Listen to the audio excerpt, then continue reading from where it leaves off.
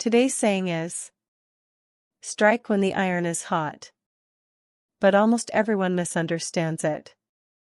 Let me tell you a story. At 6 in the morning, a message arrived on a locked phone in Zurich. The board votes tonight. If you're not in the room, someone else will make the case for you. No name attached. No need for one. Hello, and welcome to Sense and Sound English. I'm glad you're here. Today's story moves through boardrooms, private banks, and one very short flight to Geneva, the kind of world where a single sentence, delivered at the right moment, can be worth more than a quarter's worth of reports. Let's begin. Isabelle Duchamp advised private clients on cross-border energy investments, and her particular talent was reading rooms before they finished speaking. Her current client, a Portuguese entrepreneur named Rafael Coutinho, had spent 2 years developing a solar concession in Morocco. The concession was almost his, because a rival consortium from Seoul had entered the bidding at the last hour, and the Moroccan ministry wanted a decision within a week. Rafael called Isabelle from an airport lounge. "I'd like to move forward today," he said. Notice that, not "I want to move forward." In a negotiation, I'd like to soften a demand into a proposal, and proposals get accepted far more often than demands do. Isabelle wasn't convinced. Today's saying is strike when the iron is hot, she told him, half smiling, and everyone in finance repeats it like scripture. But before you strike, Raphael, tell me, has anyone actually tested the metal? He hadn't. He had a signed letter of intent, a strong technical proposal, and enough confidence to fill the Casablanca skyline. What he didn't have, Isabelle discovered within the hour, was a completed environmental clearance, a document his own lawyer had assumed would arrive eventually. In government tenders, eventually is not a timeline. Raphael's board pushed back that afternoon. His chairman, a cautious German named Klaus Feldman, argued for waiting 2 more weeks. Raphael refused. "The window's closing," he said. "We're not going to sit here while Seoul finishes the paperwork we should have finished months ago."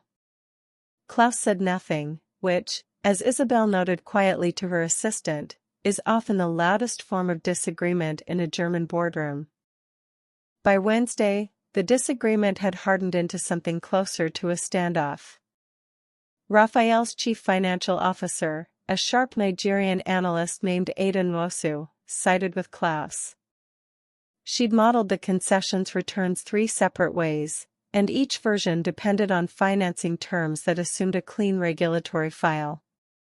"If the ministry disqualifies us on a technicality," she told Raphael during a tense video call, "the financing falls apart before we've poured a single foundation."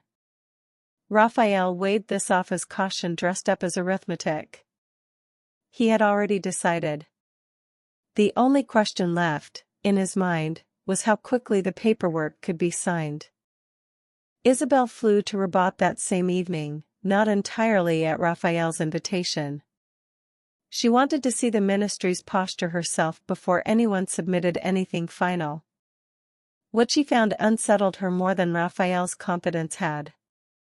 The deputy director overseeing the tender mentioned, almost in passing, that the Seoul consortium had already filed a complete environmental file, weeks earlier, quietly, without press attention. Raphael's team, meanwhile, was still treating the clearance as a formality to be resolved in parallel with the bid. In parallel, Isabelle repeated to Raphael that night, usually means never, dressed up as soon. Raphael's team spent that weekend assembling supplementary documents no one had asked for, hoping the ministry would read them favorably. On Monday, the ministry's response came back, bid disqualified, pending resubmission. Not rejected, disqualified.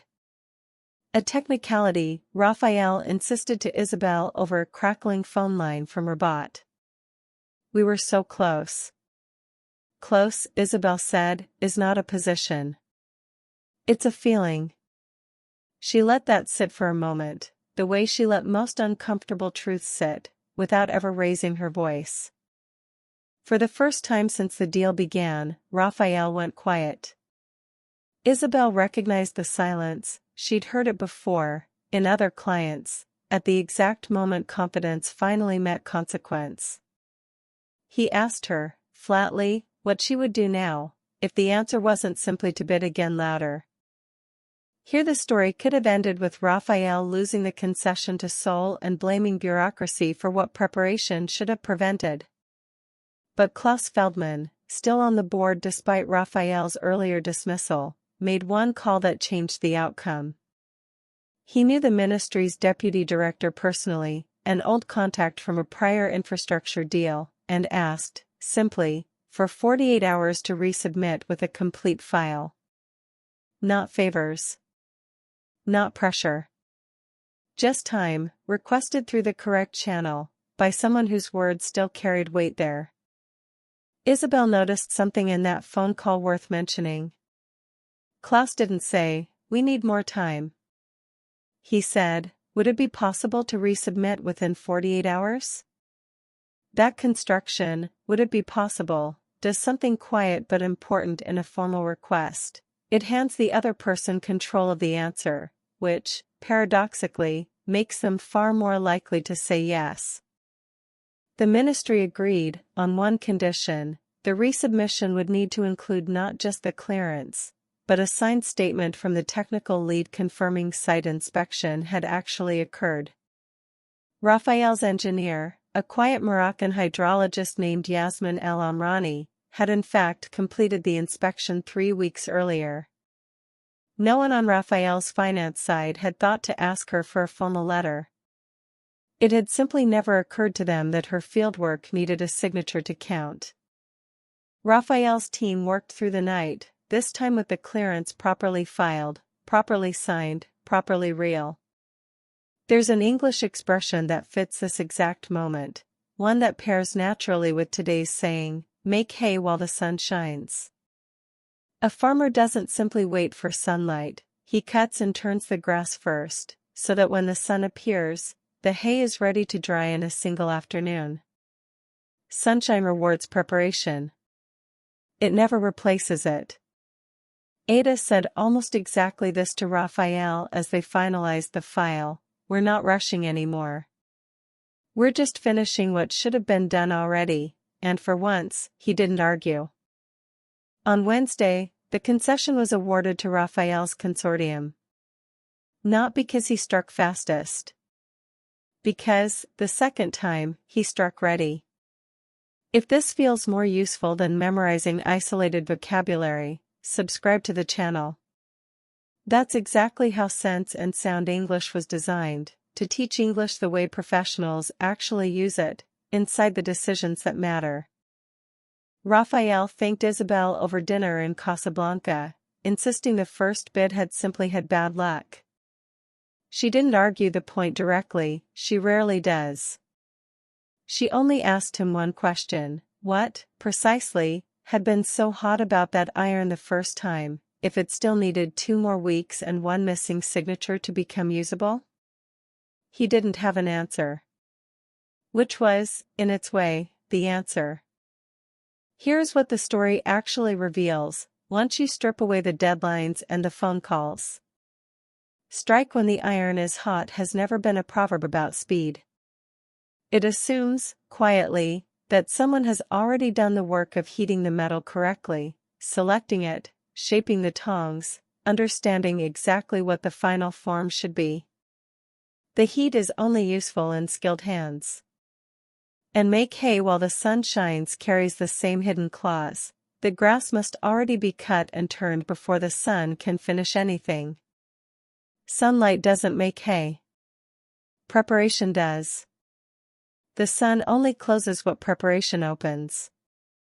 Raphael's mistake was never urgency. Urgency, in international business, is frequently correct, and hesitation kills more deals than haste ever will. His mistake was believing urgency could substitute for readiness, rather than complete it. He struck before shaping the tools.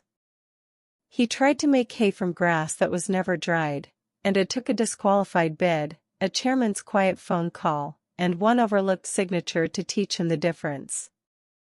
Isabel's closing thought, delivered the way she closes most conversations, without raising her voice, without needing to, was this: opportunity rewards those who were already prepared before it arrived, and punishes, quietly and without apology, those who mistake the arrival of opportunity for the arrival of readiness. I'd love to know what you think. Have you ever moved fast on something, a job offer, a deal, a decision, only to realize afterward that the timing was right, but you weren't?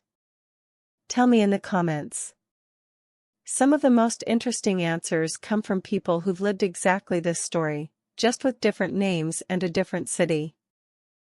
Thank you for spending this time with me. I'm Alice Frost, and this was the Sense and Sound Experience. Come back and listen again when you have a moment. There are always one or two lines that reveal something new on a second hearing, once you already know how the metal was shaped.